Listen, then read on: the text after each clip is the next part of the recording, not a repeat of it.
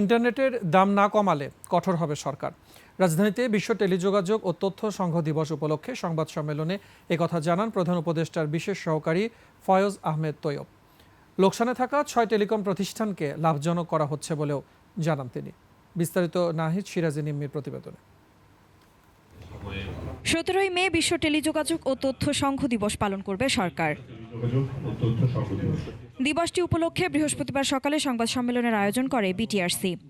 আমাদের কর্মসংস্থানের পদ্ধতিগত পরিবর্তন হয়ে যাচ্ছে। এ সময় সাংবাদিকদের প্রশ্নের জবাবে প্রধান উপদেষ্টার বিশেষ সহকারী ফয়েজ আহমেদ তৈয়ব জানান, আগামী জুনে নতুন লাইসেন্স নীতিমালা পাস এবং 1 জুলাই থেকে ইন্টারনেটের দাম কমানোর পথে বুক বিল্ডিং বাধা দূর করা হবে। এই যে আইএসপি এবং আইআইজি পর্যায়ে দাম কমানোর যে 20% দাম কমানোর বুক ভ্যালু থেকে দাম কমানোর যে উদ্যোগটা বিটিআরসি, সেটা 1 জুলাই থেকে বাস্তবায়ন হবে। তো আমরা আশা করি সে মতে বাজারে দামটা কমে আসবে।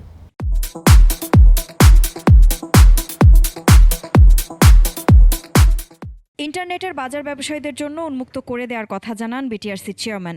বিভিন্ন প্যাকেজের তারতম্যের কথা বলেন, এক এক রকমের ডিজাইন, এটাকে আমি ডিফারেন্স না বলে ডাইভার্সিটি বলি, এবং আমরা চাই মার্কেটটা অনেক ডাইভার্সিফাইড হোক। একটা সময় বিটিআরসি হঠকারী সিদ্ধান্ত নিয়েছিল। স্টারলিংক এখনও বিটিআরসির কাছে প্রাইজিং আবেদন করেনি বলেও জানানো হয় সংবাদ সম্মেলনে। এই দিবসের ব্যাপারে সতর্ক থাকবে। নাহিদ সিরাজি নিম্মি, 21 টেলিভিশন, ঢাকা।